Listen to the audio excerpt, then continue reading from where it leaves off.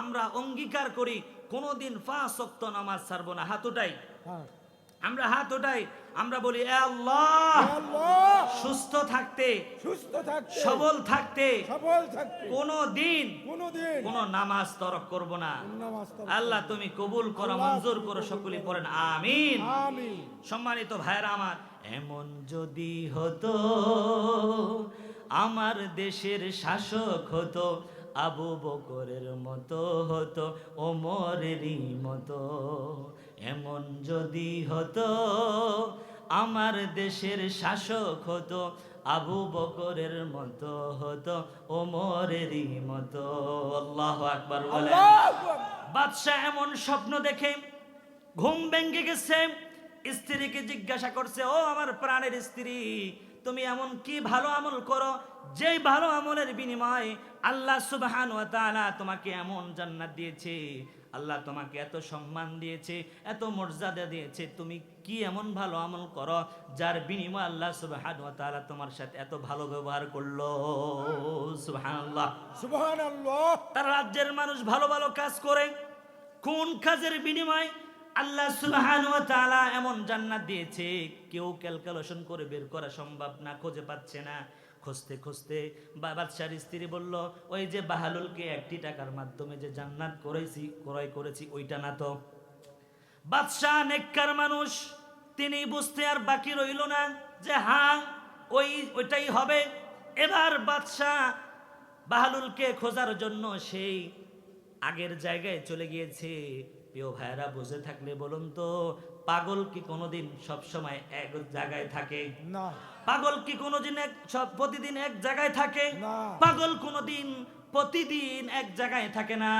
বাহালুলকে খোঁজ করার জন্য সেই দিন আবার ওই জায়গায় গিয়েছে, কিন্তু বাদশা গিয়ে দেখলো বাহালুল আজকে সেই জায়গায় নাই। বাদশা পেরেশান হয়ে গিয়েছে। বাদশা তাকে খুঁজতে খুঁজতে অন্য একটি জায়গায় গিয়ে দেখতেছে বাহালুল আজকেও নদীর কিনারে কি যেন আঁকাঝোঁকা করছে। এমন তো অবস্থা জিজ্ঞাসা করছে, ও বাহালুল, আমি তোমার কাছ থেকে জান্নাত ক্রয় করতে চাই, কয় টাকা? এবার বাহালুল উত্তর দিয়ে বলল, ও বাদশা, তোমার যে রাজত্ব আছে তার রাজত্বর অর্ধেক দিলে তুমি একটা জান্নাতের মালিক হতে পারবা। আল্লাহু আকবার, আল্লাহু আকবার। এবার বাদশা বলল, কেমন বেইনসাফি কথা বলল, কেমন বেইনসাফি কথা বলছো? গতকাল আমার বিবি তোমার কাছ থেকে 1 টাকার বিনিময়ে একটা জান্নাত ক্রয় করেছে, আজকে তুমি আমার কাছ থেকে আমার রাজ্যের অর্ধেক চাচ্ছ, আমি তো বিষয়টা বুঝতে পারলাম না। এবার বাহালুল বলল, যেদিন তোমার স্ত্রী কিনছে সে গায়েবের প্রতি, অদৃশ্যের প্রতি বিশ্বাস স্থাপন করে আমার কাছ থেকে কিনছে, কিন্তু এই মুআমেলা ছিল আল্লাহর সঙ্গে, আমার সঙ্গে নয়। আজকে তুমি জান্নাত দেখে এবার জান্নাত কেনার জন্য আসছো। আল্লাহু আকবার, আল্লাহু আকবার। তুমি জান্নাত কি স্বপ্নে দেখো নাই? তুমি কি জান্নাত স্বপ্নে দেখো নাই? জান্নাত তুমি স্বপ্নে দেখার পরে, এটার মূল্য বোঝার পরে তুমি এটা কেনার জন্য আসছো, তুমি জান্নাত কিনতে পারবা না। বাহালুলের কাছ থেকে বাদশাহ হারুনুর রশিদ জান্নাত ক্রয় করতে পারলো না। এবার বাদশাহ নিরুপায় হয়ে বাদশাহ তার কাছ থেকে জান্নাত কিনতে পারলো না, বাড়িতে চলে গেল। বলল, আমি আমার রবের কাছ থেকে কোনোভাবে নিয়ে নিব, তোমার কাছ থেকে আমি কিনতে পারলাম না। বাদশাহ এবার তার বাড়ির রাজ্যের দোতলায় বসে আছে। বাহালুল কোনো একদিন ওই বাড়ির সামনে দিয়ে যাচ্ছে, এমন তো অবস্থায় বাদশাহ বাহালুলকে দেখতে পেল। বাহালুলকে দেখতে পেয়ে ওই সিংহাসনের যেই লোকগুলো আছে সেই লোকগুলোকে বলল, ওই যে বাহালুল যাচ্ছে, তাকে ধরে নিয়ে আসো। বাদশাহ এবার বলল, সঙ্গে সঙ্গেই ওই রাজ্যের যারা প্রজা আছে প্রজারা তাকে উঠায় নিয়ে আসলো। বাদশাহ বলল, তাড়াতাড়ি নিয়ে আসবা, খবরদার দেরি করবা না। বাদশাহ যখন তাড়াতাড়ি আসার জন্য বললেন, যদি দেরি করে তাহলে তাদেরকে সাজা দিবে, এই জন্য তারা আমাদের মতো এই যে 10 ফুট 12 ফুট এমন ওসা নয়, তাদের বিল্ডিংগুলো সেই আমলে আমাদের দেশে 1 তলা 2 তলা 3 তলা পরিমাণ সমান হলো 1 তলা। এই জন্য তারা কি করে, যাদেরকে বেশি তাড়াতাড়ি আনার জন্য আমাদের দেশে লিফট আছে, লিফট আছে, লিফটের মাধ্যমে নিচতলা থেকে শু করে তারা উপরে চলে যায়।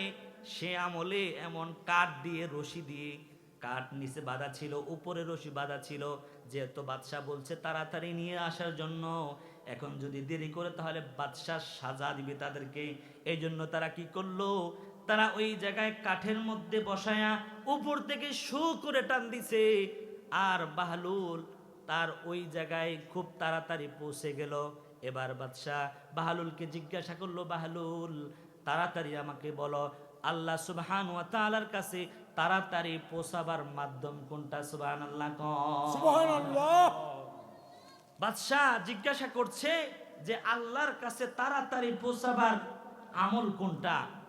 এবার বাহলুল বলল যে তুমি আমাকে যেইভাবে নিয়ে আসছো, আল্লাহ সুবহানাহু ওয়া তাআলার কাছে পৌঁছাবার মাধ্যম এইটা।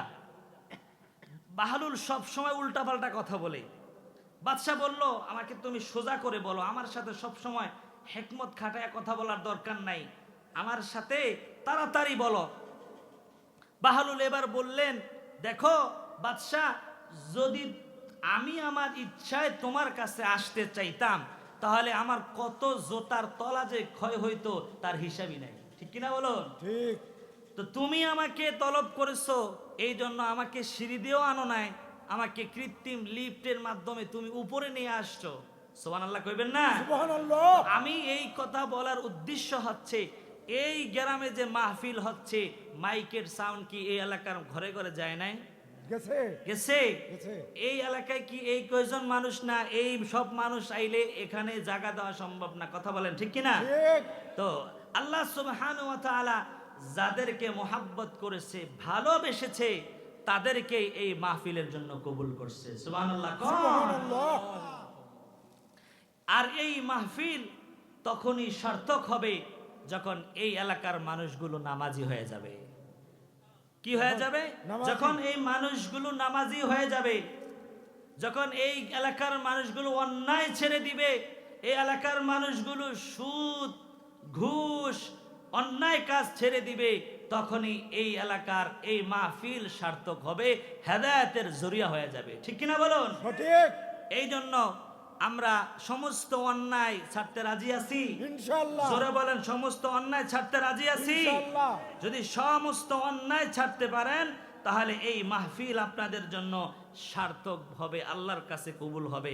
এই জন্য সকল প্রকার অন্যায় ছাড়তে রাজি আছি। ইনশাআল্লাহ। আজ থেকে আমরা অঙ্গীকার করি কোনোদিন 5 ওয়াক্ত নামাজ ছাড়বো না। হাত উঠাই, হ্যাঁ। আমরা হাত উঠাই, আমরা বলি এ আল্লাহ, আল্লাহ সুস্থ থাকতে, সুস্থ থাকতে, সবল থাকতে সবল থাকতে কোনোদিন কোনোদিন কোনো নামাজ তরক করব না। নামাজ পড়ব। আল্লাহ তুমি কবুল করো, আল্লাহ মঞ্জুর তুমি করো, কবুল সকলেই করো। পড়েন আমিন। আমিন। সম্মানিত ভাইরা আমার, আমি আপনাদের সম্মুখে সূরাতুল লুকমান থেকে তেলাওয়াত করেছি। কোন সূরা? সূরাতুল লুকমান। আর সূরাতুল লুকমান কি? সূরাতুল লুকমান বা যেই ব্যক্তির নামে এই সূরাটি নাজিল হয়েছে সেই ব্যক্তিটি কেমন? এই ব্যক্তি, এই দুনিয়াতে অনেক মানুষ কালো, কালো হওয়া সত্ত্বেও আল্লাহর কাছে অনেক সম্মানিত, অনেক মর্যাদা।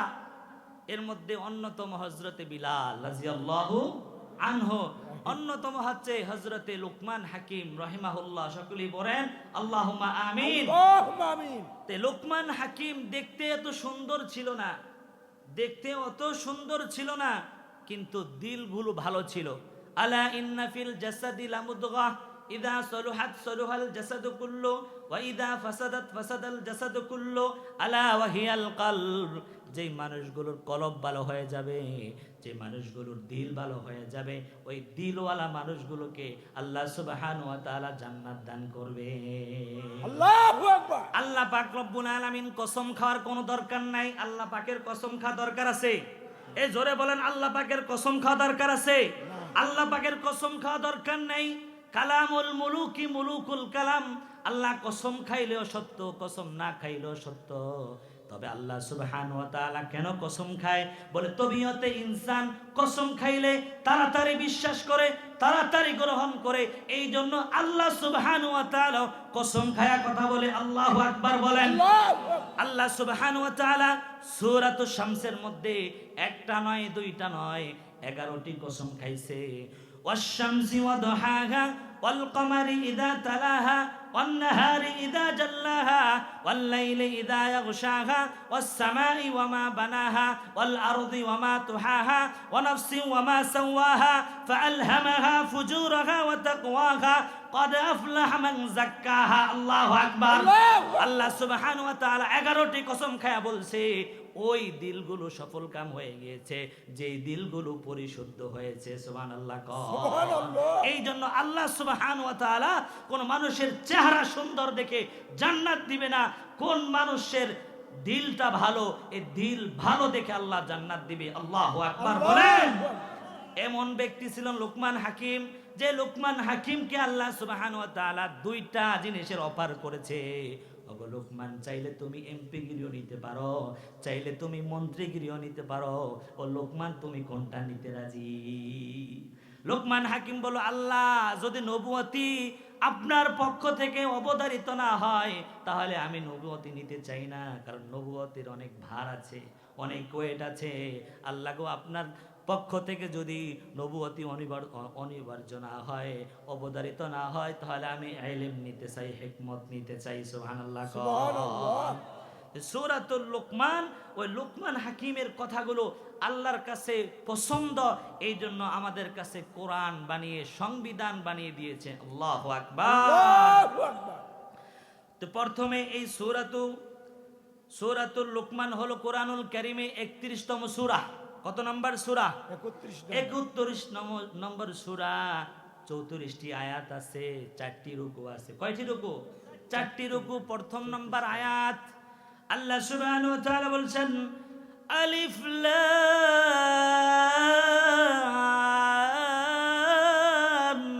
মিম। আল্লাহু আকবার।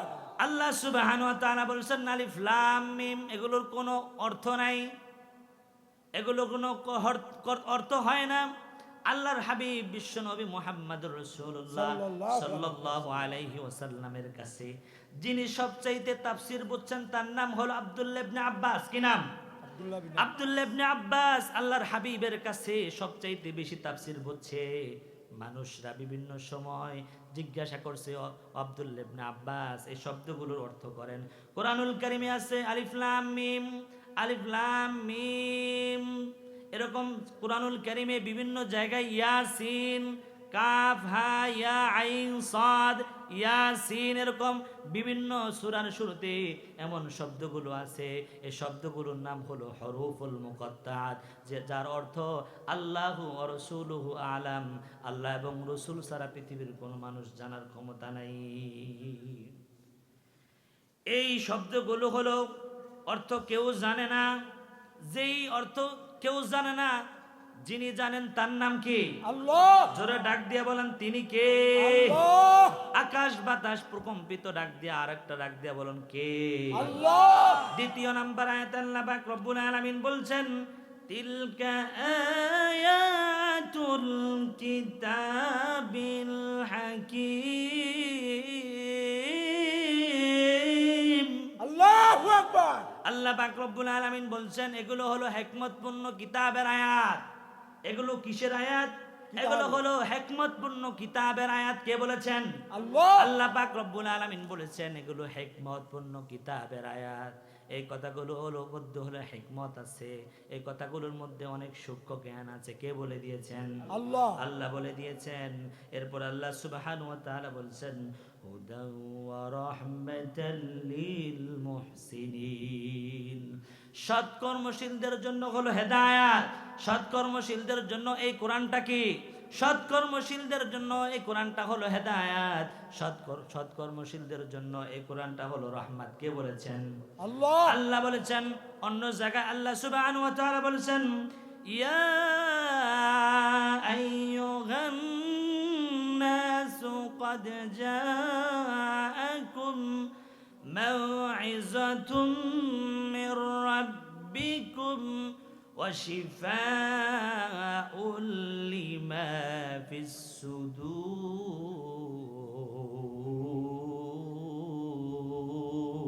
الله أكبر. وهدى ورحمة للمؤمنين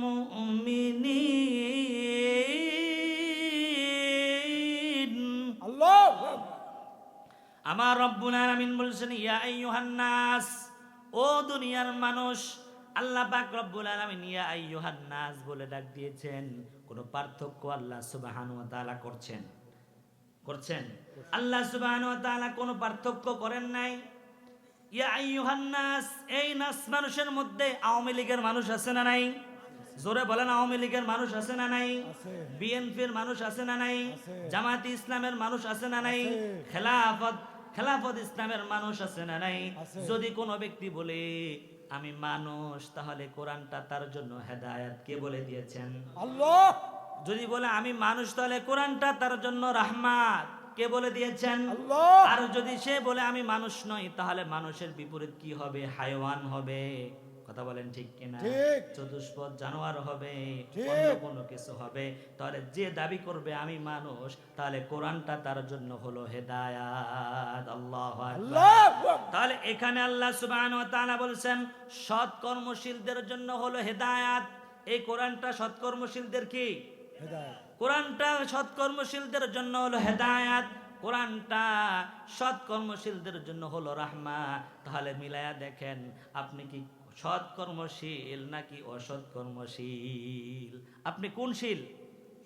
সৎকর্মশীল। তাহলে কোরআনটা আপনার জন্য হলো কি? হেদায়াত। কোরআনটা আপনার জন্য কি? হেদায়েত। কোরআনটা আপনার জন্য হেদায়াত, কোরআনটা আপনার জন্য হলো রাহমাত। আল্লাহ পাক রব্বুল আলামিন অন্য জায়গায় বলেছেন হুদাল লিন্নাস ওয়া বাইয়িনাতিম মিনাল হুদা ওয়াল ফুরকান।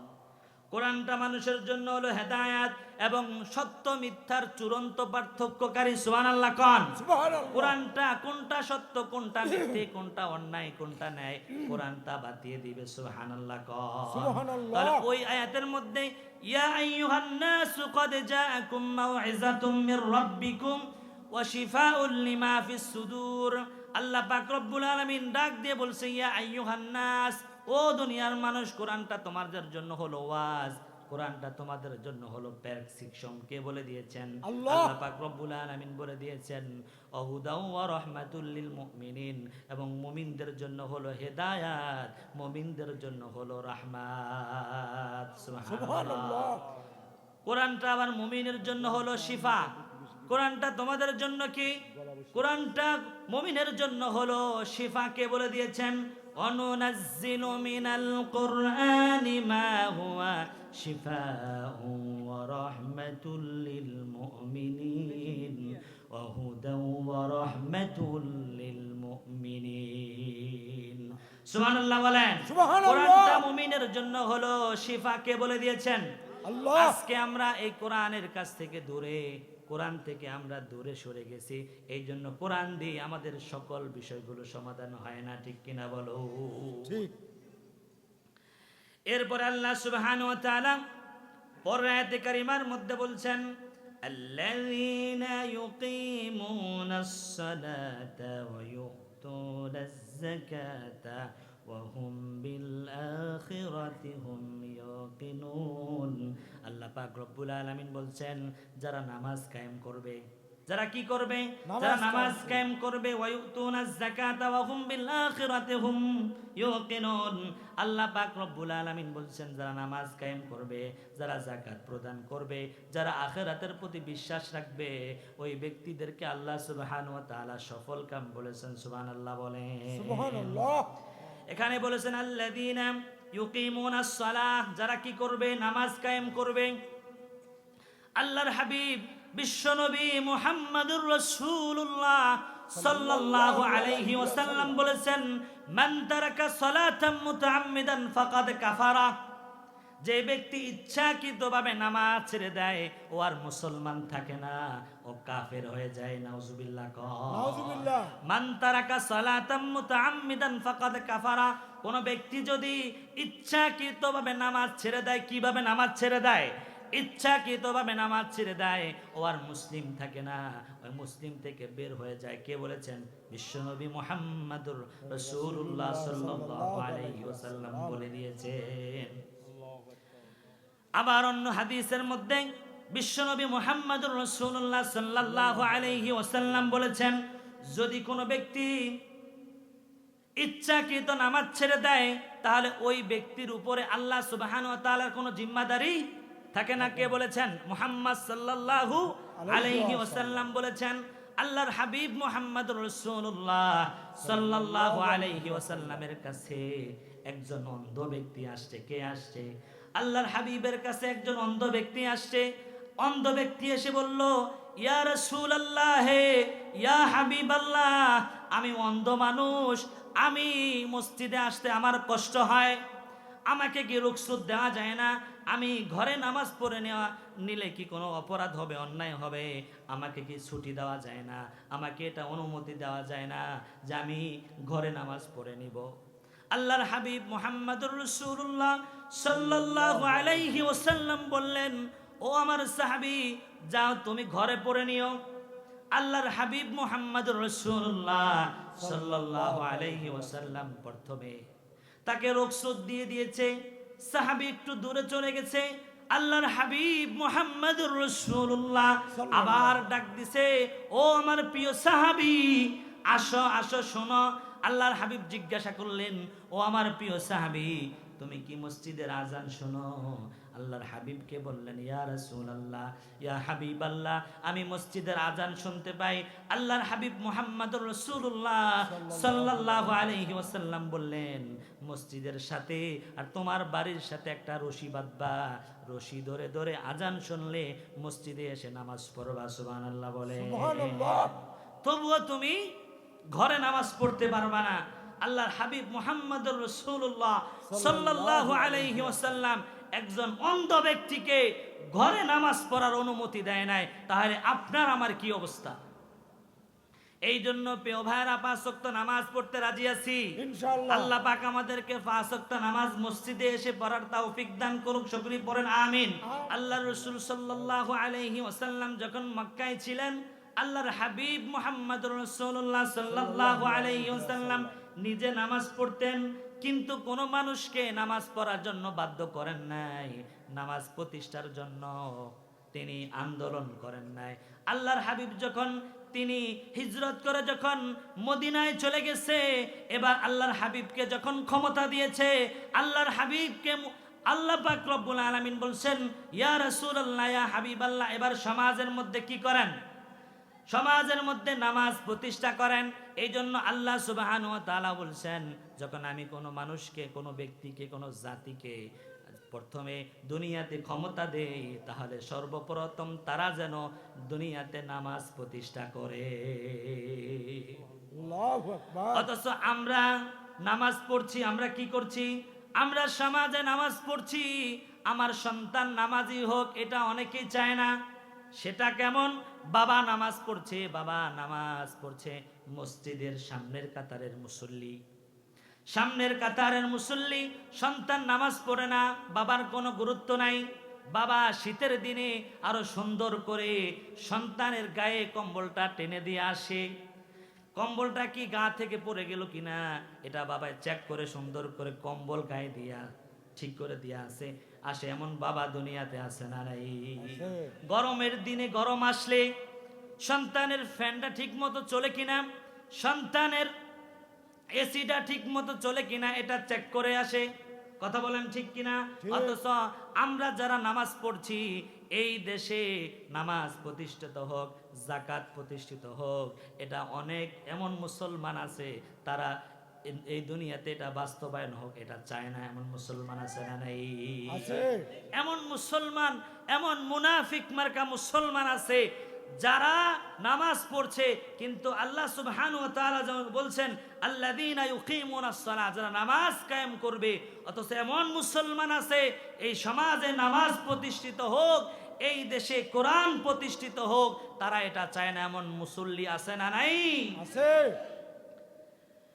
এই জন্য আল্লাহ পাক রব্বুল আলামিন তাদেরকে নামাজের নির্দেশ দিয়েছেন যে যারাই দুনিয়াতে ক্ষমতায় আসবে তারা সর্বপ্রথম নামাজ প্রতিষ্ঠা করবে।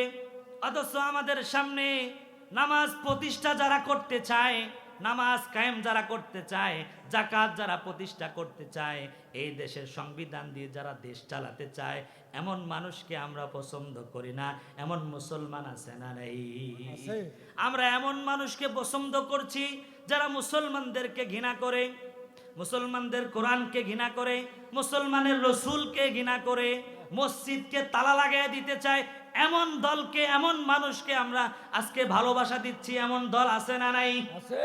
অথচ এমন দলের পিছনে ঘুরছো, কিয়ামতের ময়দানে আল্লাহ পাক রব্বুল আলামিন দলের নেতা সহ তোমাদেরকে ডাক দিবে, ইয়াউমা নাদউ কুল্লা উনাসিম বিইমামিহিম ফামান উতিয়া কিতাবাহু ফাউলাইকা ইয়াকরাউন।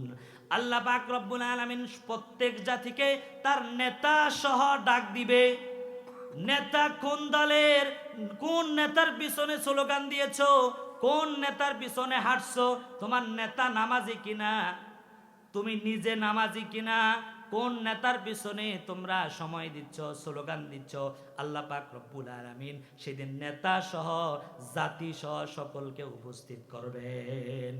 এই জন্য দুনিয়াতে কোন নেতাকে আপনারা মানবেন? যারা এই দুনিয়াতে এই সমাজে নামাজ প্রতিষ্ঠিত করতে চায়, আগামীতে আমরা তাদেরকে চাই, ঠিক কিনা বলুন?